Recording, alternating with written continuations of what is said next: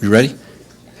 Welcome, everybody. Thank you so much for joining us for today's celebration of Black History Month here at CDTFA. Welcome to everybody who's watching us via live stream, and thank you, everybody, for joining us. We have a fantastic program for you today. Fantastic. I'm really excited. First of all, I just want to start by thanking all the members of the Diversity and Inclusion Committee for all of your work, particularly the Black History Month Subcommittee, for all of your work in making today possible, and throughout the year, because you know, when we started this diversity and inclusion program a little bit over a year ago, the purpose of it is to make sure that everybody here is welcome, and not just welcome, but celebrated at CDTFA. We need all the talent we can get from wherever we can find it and to best serve this state. And with your help, we're really making that possible and making this place as welcoming as we can make it. So I really want to thank all of you for your participation throughout the year. Today we are joined by Senator Holly Mitchell, who is the chair of the Senate Budget Committee. She was described, I was reading in the press, by her predecessor in that position as the moral compass and social conscience of the Senate, which is pretty incredible. Many people around Sacramento describe her as their favorite legislator, and we are so in trouble with my colleagues. And in addition to being one of the most powerful people in the state Senate, she is, by all accounts, a fantastic human being, and to me, that's even more important than any level of power. So thank you so much for joining us today. Joining Senator Mitchell at the table today, we have Val Williams and Carmela Smith from Technology Services Division, and Stacy Spector, our Deputy Director of External Affairs and Engagement and everything else that needs to be done around here, for a fantastic discussion as we take a few moments out of our busy workday to think about Black History Month and what it means for us here at CDTFA. So thank you, Senator Mitchell, for joining us. Thank you to all the panelists, and thank you, everybody, for being here. With that, I'll turn it over to you, Val. Okay, thank you. Thank you. Thank you so much for being here, Senator Mitchell. So why don't we just get started with the first question? Okay. So, how was it growing up in LA, facing all the normal challenges as women that we normally face, especially though when sometimes you're working in an all Caucasian, work environment and sometimes male-dominated environment. Mm-hmm. So how were you able to continue on and be as professional as you are and also meet the successes that you've gotten so far? First of all, let me thank you for the invitation and for everybody who's coming out to spend your lunchtime to have this conversation. So I appreciate you all showing up. That's a good question, and I have the privilege of serving as legislator in residence for Mount St. Mary's University, college that's actually in my district, and it's really for me. I had the bright idea. I went to the president. Mount St. Mary's, the campus that's in my district is in West Adams, and it's right down the street from USC. Mm-hmm. And Mount St. Mary's, it's all-girls Catholic school. Most of the student body are first-time college attendees in their families. And in my mind, it's sometimes kind of in the shadow of the big USC. Mm-hmm. Everybody goes to USC. George Shultz, everybody's at USC. And so I said, I'm going to give my time to this school because I think proximity is important. Brian Stevenson, in his book, Just Mercy, taught me the concept of proximity. And it's being proximate to leadership, in my case, proximate to problems, proximate to future leaders. And so my time there helps me keep my finger on the pulse and gives me a notion and a sense of responsibility that I am feeding and supporting the next generation of women leaders. But being there and hearing their questions has forced me to think about the question you ask. And so I tease the young women because they say, well, what's it like? You're chair of the budget committee and you probably find yourselves oftentimes in situations where you are the only one, only African American, only woman, whatever the situation is. And so I said, you're the next generation of leader. I don't want you to be limited in your thinking that way. I need you to ask the men I serve with or the non-black people I serve with, how they feel when I walk in the room and I'm in charge. That's pretty good. And so I offer that frame to say I had an amazing village, frankly, of black women who never gave me the sense that bringing my full self to whatever I was doing was not appropriate. My mother had a career in corrections. She was a Brown appointee. She was a prison warden in the 70s and 80s. Ooh. And a time when that industry was even more so than it is today, primarily male dominated. She also didn't come up through the system, so she was an outsider on many levels. But Brown appointed her because of that lens and life experience. Okay. And so I think sometimes we spend so much time thinking through, you know, or as the kids say, you know, in my own feelings about being in those situations, as opposed to acknowledging the responsibility you have to bring your lens and your life experience to that particular setting. And so that's the view I have here in the legislature. That's the view I had working in the nonprofit sector. But I have to say it was those women in my life who, through their example, showed me the way. Good. Thank you. I love that response. I think one of the things that you said in your response, I looked over at Nick because you talked about your whole self and bringing your whole self. And one of the things that our director talks about is that we spend half of our lives at work, and we shouldn't just bring part of ourselves to our work, but we need to bring our whole selves to work and be comfortable doing so. And that's part of not just diversity and inclusion, but every day and how we supervise and how we manage and how we shepherd the folks that work with us and how we take care of each other at Absolutely. work, you know, and I everybody. agree. So it really resonated because of everything that Nick talks about. I just wanted to highlight that. Thank you for saying that. One of the things that several people have asked about you is because you're so proactive and you always have a fresh, bright perspective in the legislature, is when you look at it, besides we're going to roll into on the next question, are there other pieces of legislation that you were involved in that really were special to you and really significant were you, and maybe even in earlier years where they were a fight and you felt like, could you really do this? What was significant about it? What was that, you know, could you get it over the finish line? And what did you have to do to do that and maybe coalesce with people you didn't normally coalesce with? Probably like all 80 bills that I've had signed into law. Like all of them. You know, if you don't know my story, you know, I worked here for many years. I worked for former State Senator Diane Watson in my very early 20s. So I had a career here living in Sacramento and working in Sacramento. I left, went back home to run several nonprofit organizations. The last and largest was an organization, Crystal Stairs. Crystal Stairs is to LA County what Child Action is to Sacramento County. We are a resource and referral agency, payment assistance, the largest subsidized child care agency in the country based on our service population, which is South LA, where I'm from. And I was here at a budget hearing in 2008 on the Assembly side. Now Assembly member Cam Lager and I were here together. She worked with me at Crystal Stairs, and we had brought bus loads of working parents and their kids from LA to this budget hearing because what was proposed was $1 billion cut out of the subsidized child care world. $1 billion. And we knew what that would do to the working families we were providing support to every day. We knew what that would do to the child care infrastructure. And I got there, and there was not a single LA County legislator there, and they proceeded to cut the funding by $1 billion. And in that hearing room, I got mad enough to decide to run for office because I knew that the wholesale elimination of certain programs, the elimination of Dental was only going to make it more difficult to rebuild later. And we know the pendulum always swings back the other way.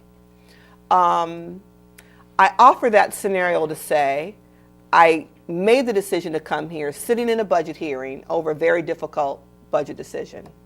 So of course, once I won office, I was appointed sub-chair of what? That budget subcommittee. And so I've spent my almost 10 years here now trying to navigate difficult budget times with finesse, using a scalpel versus a sledgehammer, which is what I felt in many instances the legislature did during the Great Recession. I have been fortunate. The vast majority of my time here has been spent in lucrative years where the general fund is in the black. And so I have used that opportunity to reinvest in California and in Californians. And so, is there $1 billion now back in subsidized child care? Yes. Because like the work you do here at this agency, working parents can't go to work if your child isn't in a safe, nurturing environment. It's not in our collective best interest as California residents if children aren't school ready. And that's what early care and education does. And so, much like you do in terms of the work you do to collect taxes, to inform and support our general fund, some of those investments are in our collective best interest in the long term. And that's the lens I bring.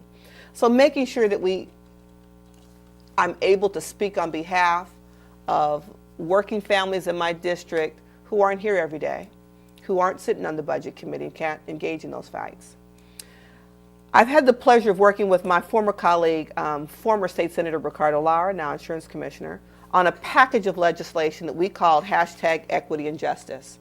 And it was our collective effort to give a face to criminal justice reform, a black face and a brown face, because we recognize that our faces are disproportionately represented in those systems. And so I am deeply proud of this package of 12 bills that it took us 2 years to carry that focus on right-sizing the criminal and juvenile justice system. I recognize as an Angelino, going back 30 years, that the legislature had a knee-jerk reaction out of fear, I think, and perhaps bias, to a period in time where many in my community suffered from drug abuse. We today appreciate that as a public health issue. 30 years ago, it was criminalized. And so the composition of those who are incarcerated is a reflection of that. This package of bills, again, attempted to right-size the criminal justice system based on what we know today. Things like through research that longer incarceration does not make for a safer community. Longer incarceration does not make for a reduced likelihood that you are a substance abuser.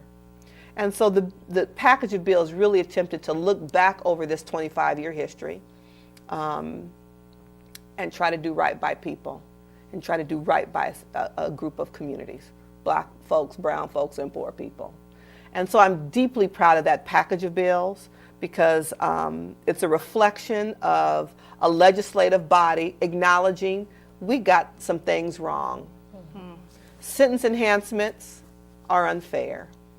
Trying 14-year-olds as adults is not appropriate based on what we know about brain research and development. Asking children to waive their Miranda rights is not the right thing to do because we know that they don't understand what they are waiving. Most adults don't know what they're waiving when they waive their Miranda rights, much less a 12-year-old. Incarcerating children under 12 is not what a civilized society should be known for. Mm-hmm. And so I'm deeply proud of that package of bills because Ricardo and I have encountered people, met young men who had been sentenced with life without the possibility of parole as teenagers, who have served 20, 25 years, but have been given a new lease on life and are in job training programs. Some have been released and have come back with a commitment to serve their communities in a meaningful way. That package of bills makes me most proud. Thank you. Well, one of the bills that you have, thank you. You can clap on that.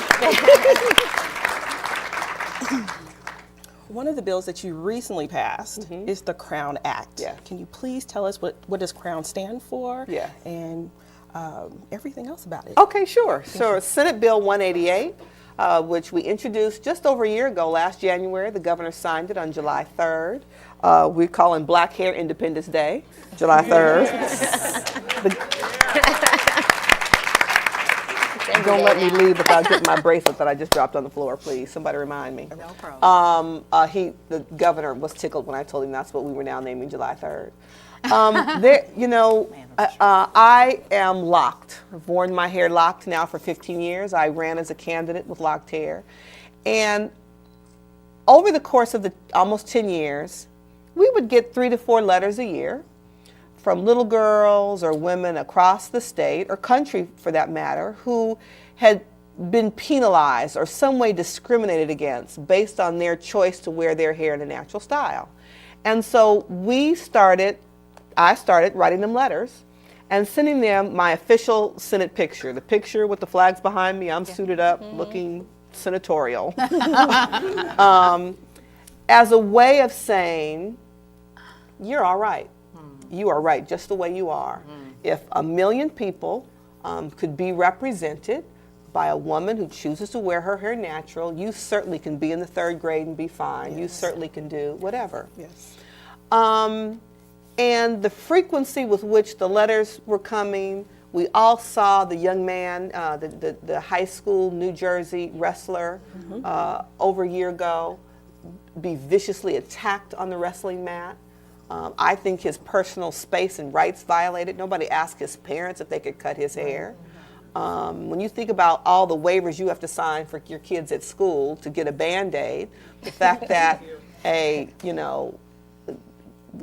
even not school personnel, whoever she was, could take shears and attack him the way she did was just offensive on so many levels. That, coupled with hearing A.C. Eggleston-Bracey, the COO of Unilever, present at a conference about this study that Dove had done. Dove is a subsidiary of Unilever, on black women and our attitudes about our hair, and how we had begun to internalize this notion that natural hair was not appropriate, that it wasn't attractive, that it's not appropriate for the workforce. To hear in the study that when you, up to a couple of years ago, if you Google pretty hair or attractive hair, images of women who look like me wouldn't pop up. And that there was this Eurocentric standard of what not only was attractive, but what's acceptable in society, in school, in the workplace. And that started the wheels to turn. I then remembered in the 80s, I'm a product of the 80s, so I wore my individual braids with beads. And I remember the lawsuits and women who worked in the banking industry and the airline industry, airline stewardesses, who were suing for the right to wear braids. And all of those lawsuits were lost. Up to recent times with locks. People being interviewed using technology. You show up for work to accept a job that you have been given an offer to. You show up with locks, the offer is rescinded. Accounts of people not getting promotions. Not to mention the water cooler conversations around, I liked your hair better the other way. And so it was clear to us that it was time to not change the law, but to inform the law. Upon our research, we realized all those lawsuits were lost because there was no protections in the body of law to acknowledge that natural hair should be protected. And so we went about the business of proving that natural hair texture, the texture of African Americans' hair, is a race-based trait. It is what it is. My ability to lock my hair, braid my hair, to wear styles that are designed for people with a certain texture of hair should be protected as well. And that I am sure when the voters in LA County made their decision, and those who voted for me in 2010, voted for me based on my skill set, my capacity, and what's inside my head, not how I choose to wear my hair. And so given kind of all of that, I know it's a long answer, but all of that came to a head. And we stepped up and introduced Senate Bill 188, the Crown Act. Tracy Heard Parker in my office was the one who came up with the acronym. And CROWN stands for Creating an Open and Respectful Workplace for Natural Hair. CROWN. We had no idea whatsoever that we had just scratched the surface and opened up a wound that was so deep and profound that it has taken off across the country. We now have 22 states that have introduced the bill. It's passed in others. International media attention. Wonderful to meet the young man who was the writer of the book and the writer of the animated short, Hair Love. We've connected with him over the last couple of weeks, and so for him to understand that art can inform life, and for him to join the bandwagon with the Crown Coalition, and to, in his 20 seconds in the spotlight, to acknowledge the Crown Act as something that has to be passed in all 50 states, just shows that this is a movement. It is not about me. It is a movement that people were waiting to be seen, heard, and acknowledged. That's the history of how the Crown Act began, and I'm very proud to just be a part of this important movement that acknowledges that it's not about being a proponent of natural hair. It's about acknowledging that Black women should too have a choice about how they wear their hair to work and school. There's no other group of women who were subjected to an external dress code policy that limited them in terms of something as personal as how you style your hair. For Black girls to be suspended from school for wearing their hair braided because they were deemed a distraction to others is fundamentally unacceptable to me. That's why we introduced the Crown Act, and we're so proud about its success. So as a Black woman who rocks her natural hair, thank you so much for pushing the Crown Act. Yes. And it's definitely making waves across the country. It and is. Just thank you so much. I appreciate that. Again, it's about choice, because, you know, I could show up tomorrow and these locks might be gone. The point is, it's about choice. Yes. You know, I don't know how many people saw the powerful video our sister in Congress, somebody help me with her name. I know it's Presley, last name. Thank you. Ayanna Presley, who divulged to the world her health condition that has led to her losing her hair. Yeah.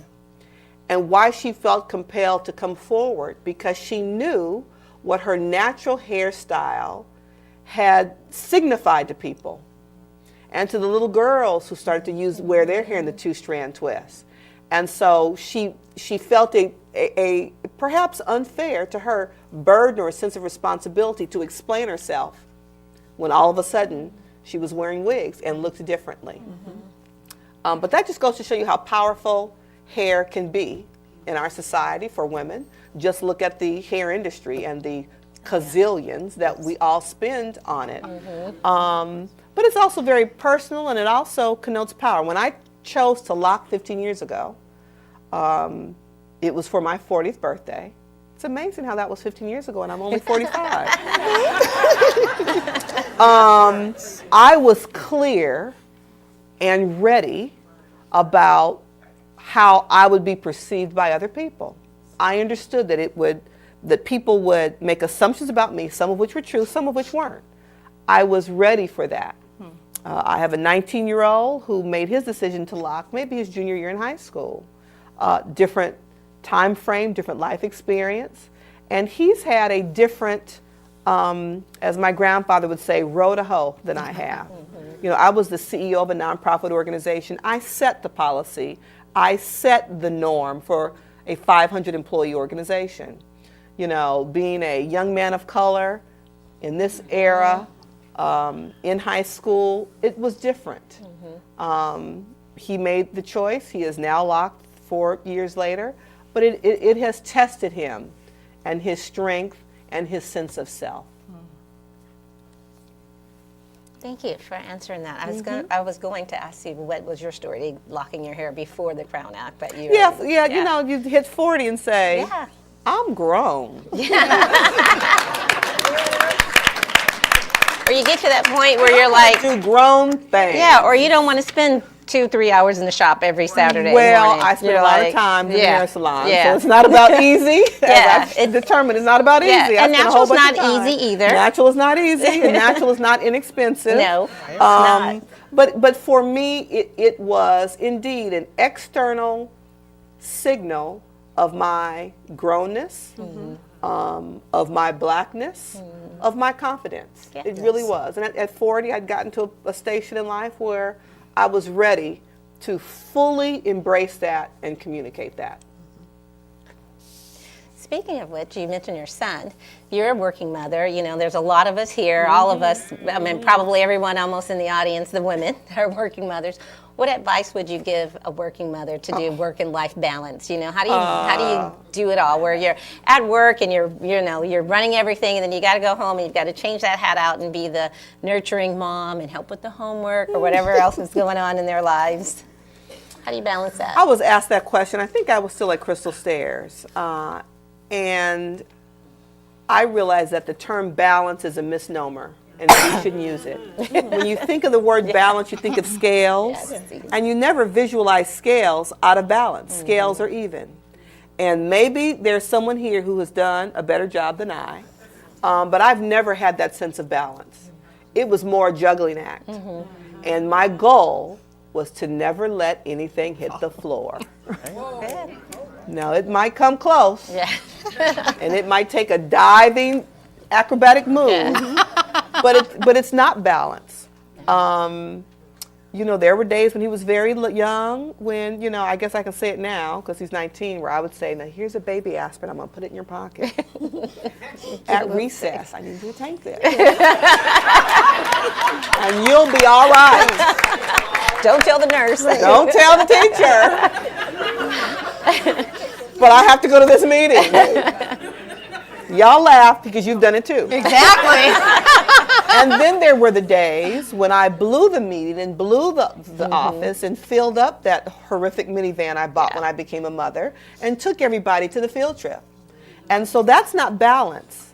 That is making tough choices that working parents do every day. And I'm not immune to that. When I decided to run for office, he was 8. And sitting down and having the conversation with him. I tell people I'm an only child, he's an only child, so I only know that you talk to kids like grown-ups. So that's the way they talk to me, that's the way I talk to him. And so I talked to him about my decision. I was in the process of deciding to run and why. I told him about the story I just told you. I went to Sacramento, they're about to cut childcare. They're going, cut childcare, yes. Who's going to watch it? It's awful, right, Who's going to right. watch the kids? And why I was choosing to run, how it would impact his life, and how I would always put him first. That it would require that we sort of live 2 places, and what that would be like, but how it was indeed my choice, but my commitment to him was to normalize his life and upbringing as much as possible because it wasn't his choice. So when he signed up for travel ball, and I realized what travel ball meant and how that was going to complicate my life, travel ball, we were in it. So I just tell too much of my own business to say, I don't believe the notion of balance is real. It is a juggling act. Yeah. And if you're old enough to remember the Carol Burnett show and the man who would spin the plates, Yeah. and just when he'd get to the last plate, that first First plate one's would about get to fall. wobbly, but he would get back there every show and start them all over again. Yeah. We're spinning plates. And we have to forgive ourselves and acknowledge that we're doing the best we can, tell our children we're doing the best we can, to give them living examples that, you know, mom works hard. She's not perfect. I apologize when I fall short. And I also acknowledge when he is the beneficiary of some amazing life experience because I've chosen to do what I do. Yes. You take all the good and bad. And as I explained to him, you know, if I had to run for office, I was a CEO, and so there were meetings, there were travel, that he liked travel ball and Jordans and to eat every day. And he liked having a roof over his head. And so in order for me to provide those things as a single working gotta parent, work. I was going to have to work somewhere, and it was going to be some long, hard hours. Yeah. I think we Yeah. just talk to them and let them understand Yeah. that's life. I appreciate your honesty with that. Because so often we hear, oh, there's a balance. I like that. It's not balanced. You just don't let it hit the ground. No, you're Just don't let- spinning yeah, you're plates, and you spinning. just have to make sure Yeah. that nothing hits the ground. Yeah.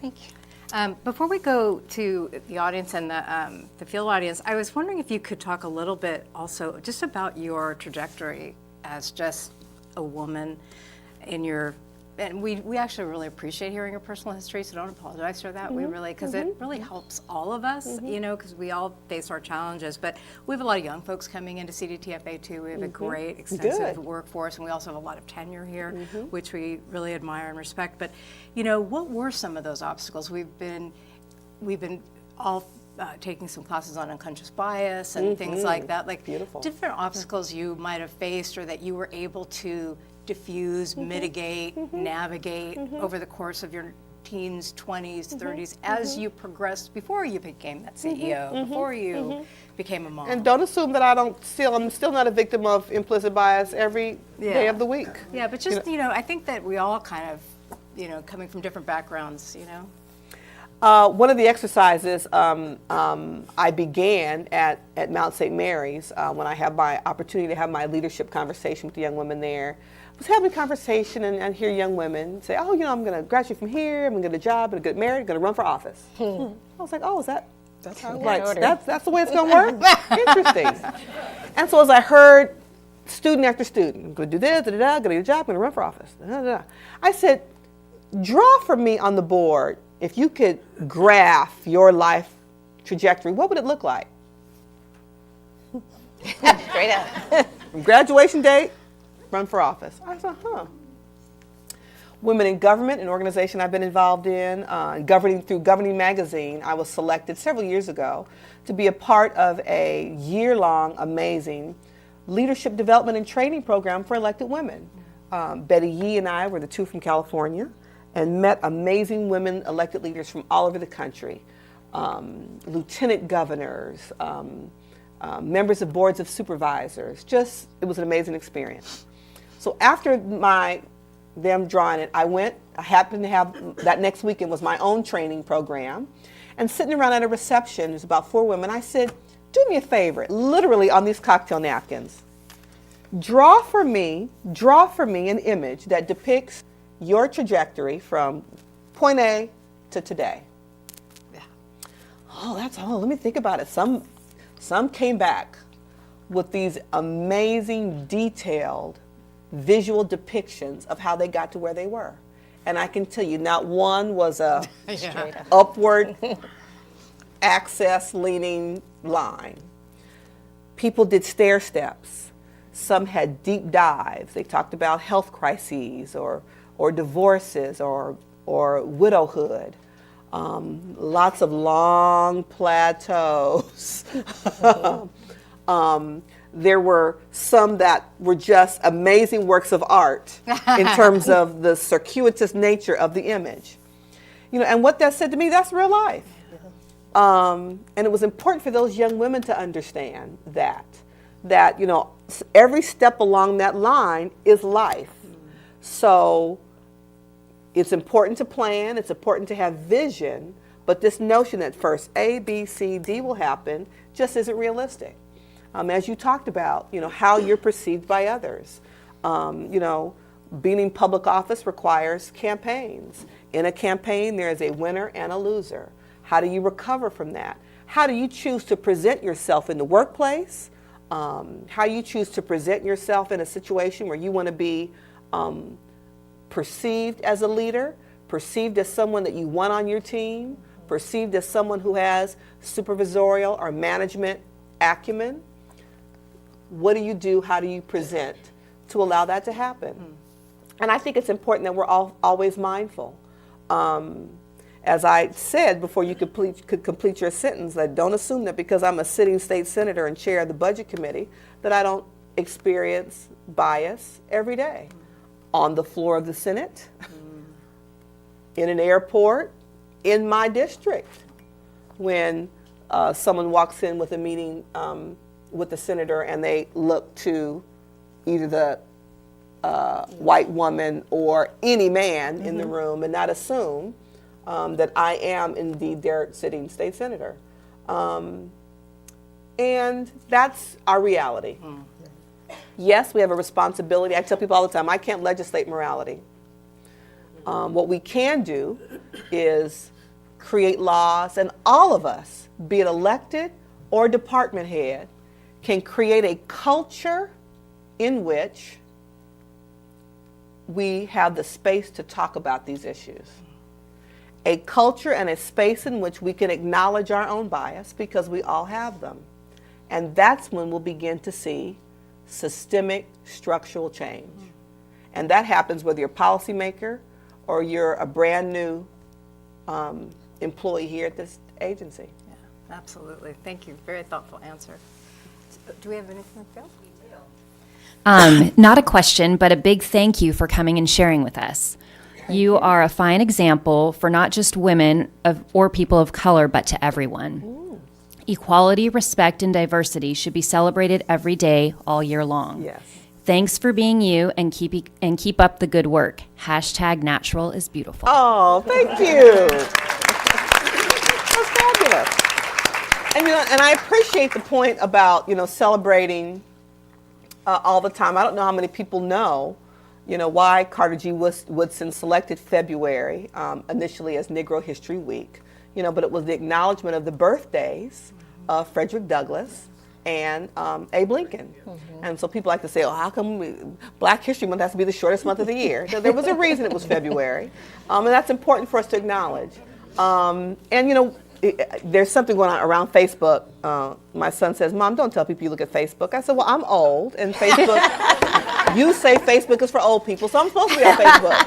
And so there's something going around Facebook now that says, I'm Black 12 months out of the year, but for Black History Month in February, I'm blackity black.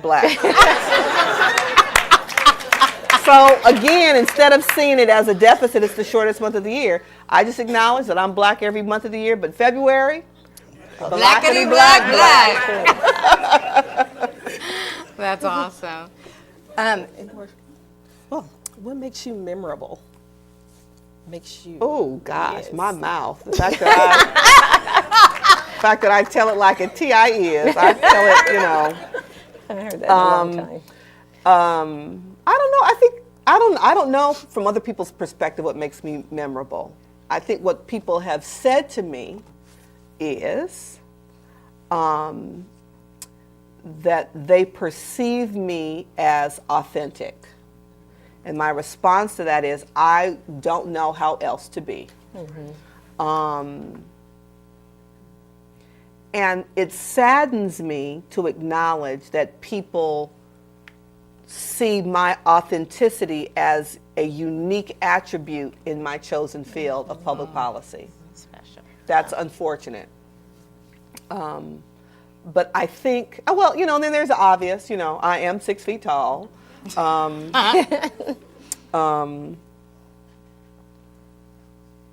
And so I've been acutely aware since I was 13, which is when I grew to this painful height.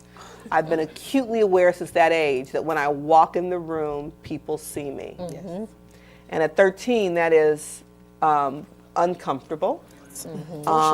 And I'm thankful to my parents who, to my father in particular, who said, you will not roll your shoulders and try to be someone other than who you are. And I didn't get it until I got to high school and saw the first girl taller than me do that. And I thought, that's what he's talking about. That's awful. And so the fact that I appear to others to be really comfortable in my skin makes me memorable to them. Yes. Thank you. I'd say that big smile too. Yeah. Yes. Yes. Thank you to my parents for that. Thousands of dollars of orthodontia. See what you have to look forward to, Nick? That's right. who were public servants, who were state workers. So thank you, CalPERS, for that orthodontic coverage. Any other questions there? Okay, so questions from the audience. Yes. Lisa. Over there. Well.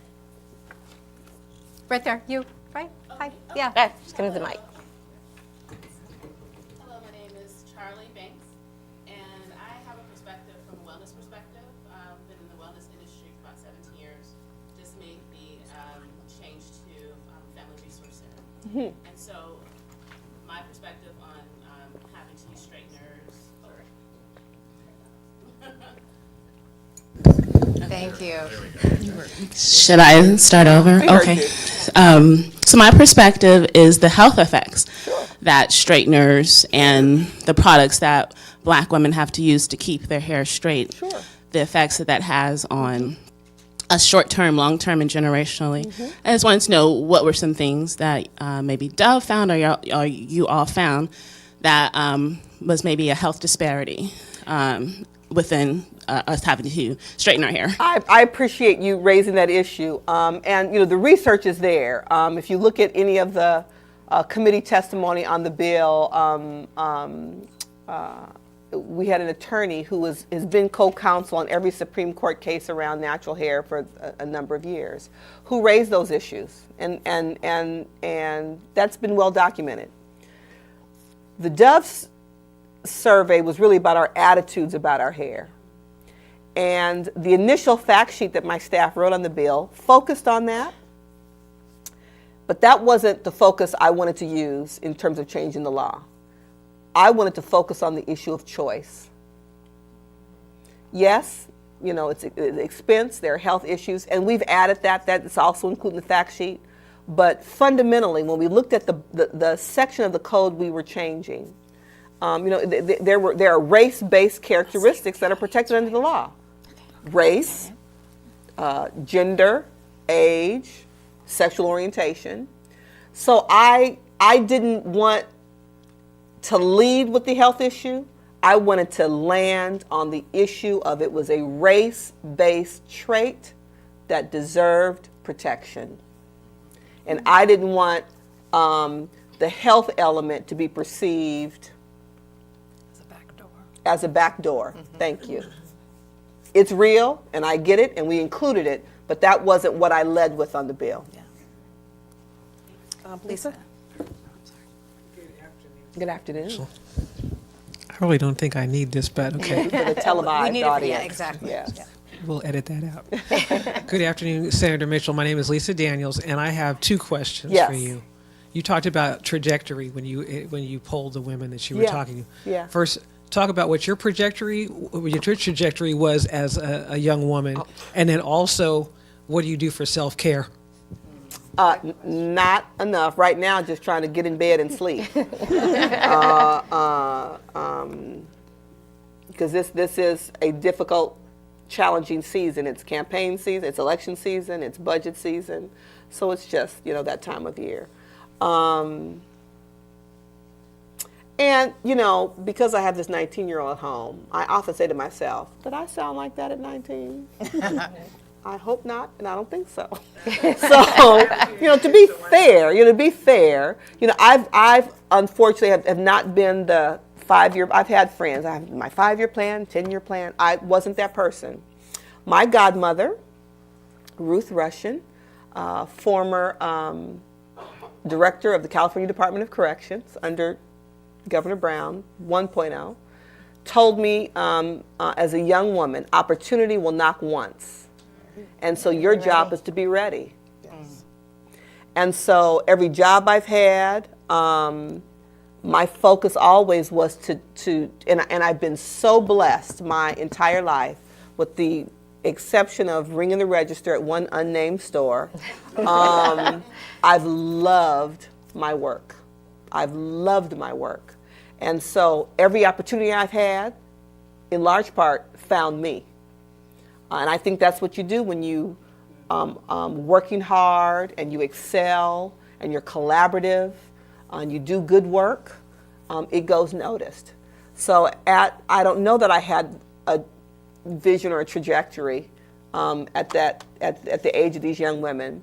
Although I strangely always knew I wanted to work in the area of public policy. I didn't always know that I wanted to be elected. In fact, there were years where I was clear I did not want to be elected because I knew how effective we can be doing the work on behalf of the residents of the state of California. I've been where you are, I've done that. And in many instances, that's easier than being on the front line, and in some instances being a target. So that's just kind of the way I've mapped it out. Always, like I said, from a very strangely young age, knew public policy. But that was because I understood that there were groups of people who were making decisions that impacted what my community looked like, the resources my school had, and what my neighborhood looked like. And it seemed to me logical that one should be involved in the process by which you decide who gets what when. And that's what the policymaking process is.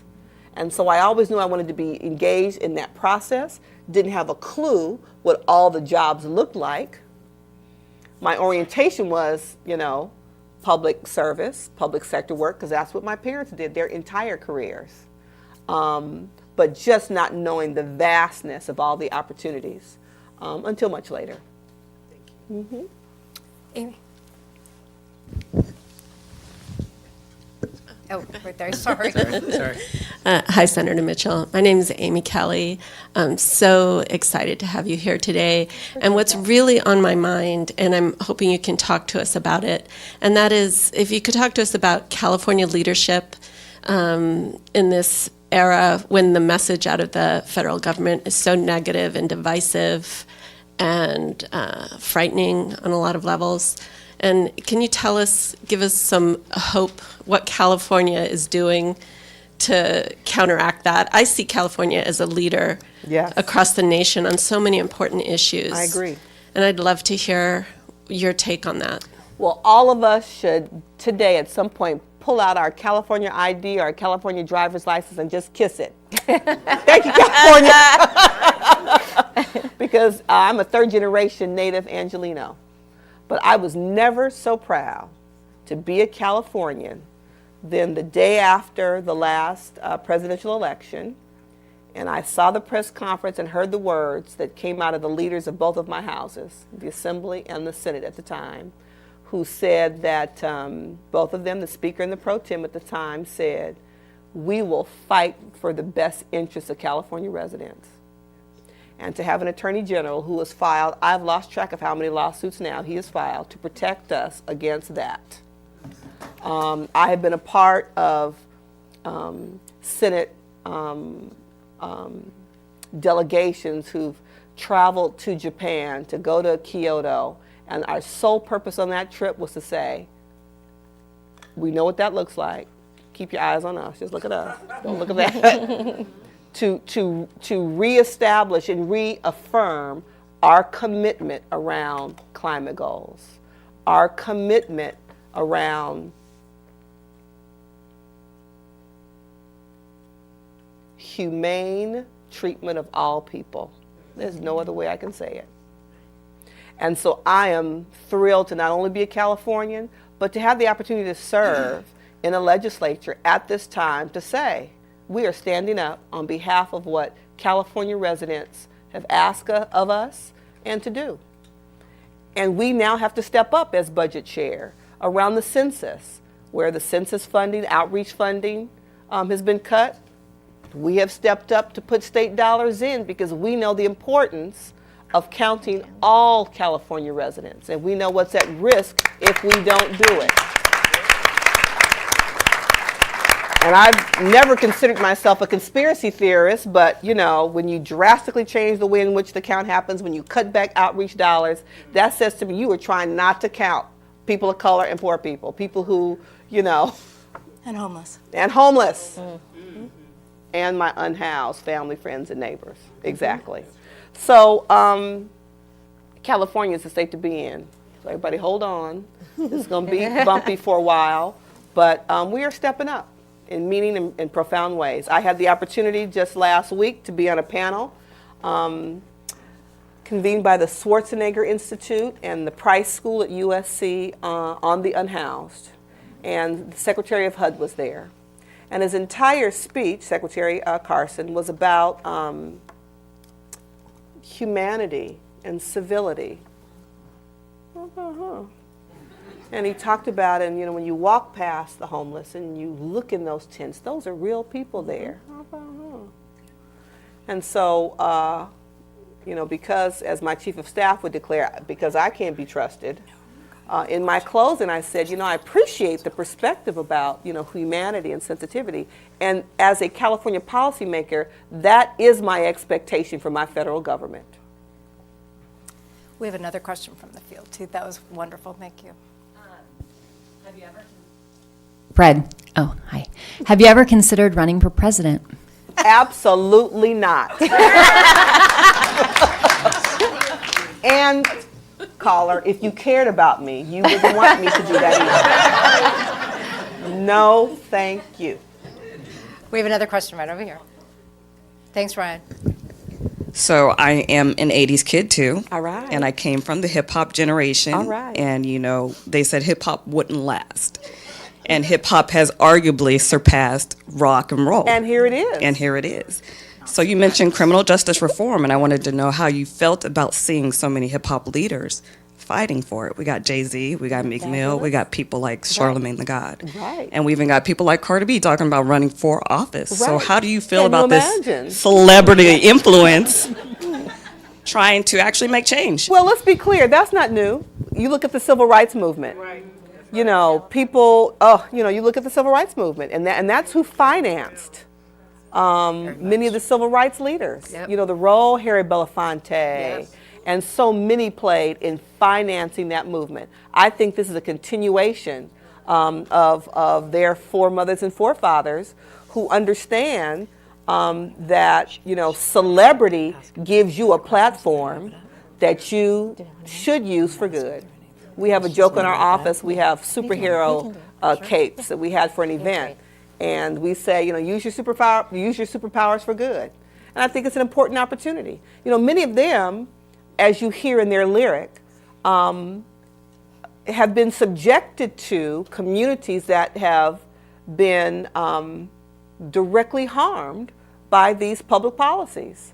So who better than to tell their truth about why it should change, to tell their truth about, you know, how communities have been disenfranchised for now a generation or two or three as a result of a failed war on drugs, a failed war on poverty, a failed war on crime. And so they makes me proud when I see, you know, athletes and all of them putting their money where their communities need for it to be. You know, I represent the district where Nipsey Hussle was born and raised and had done his work. And I have to tell you, shortly after his assassination, his murder, the pain was palatable. Mm-hmm. I mean, palatable. And this is a unique opportunity for young people to see the future of a community in themselves. You don't just have to be Cardi B or Nipsey or Kobe to be able to invest in the future of your community. So, you know, his last project, Victor 90, has reopened and they're going forward. You know, there's new leadership is born every day. And so what concerned me over his loss in particular is this sense of loss that could then lead to a sense of malaise, where people feel hopeless and lose hope. And that we can't afford to let happen. I think our country experienced that in the assassinations of the 60s, when, you know, a group of people thought if you could assassinate a leader, then the movement will stall. And we can't let that notion permeate. Movements are movements, and they aren't housed or owned by individuals, but entire communities who want change for the world in which they live. So they make me proud, but it's my expectation of what they're supposed to do in the first place. So, unfortunately, much to my dismay, we have to wrap this up. That's because I talk too much. I'm No, sorry. My no, answers no, are always it's, too long. it's fascinating, and I just want to thank Holly Mitchell so much for coming, but I also want to thank everybody who attended, everybody Yes. who listened, everybody who participated, everybody who had great thoughts. I want to thank these amazing women for helping put this together. Sabrina. And Sabrina Where's Cater. Sabrina? Sabrina Cater. Sabrina, thank you so much And for all your Laverne work. Foster. But everybody that puts it together, and for the work that you do every day. And Tiffany, her chief of staff, who is a rock star and helps make all of this happen. And James Dolan, who is my co-chair. Everybody, thank you. But Holly, from my heart, you're an inspiration, and you make all of us just breathe a little bit deeper knowing that somebody like yourself is in there fighting every day for us. Thank you appreciate so that. very much. Thank you for the opportunity. Thank you, Thank all of everybody. you. Appreciate it.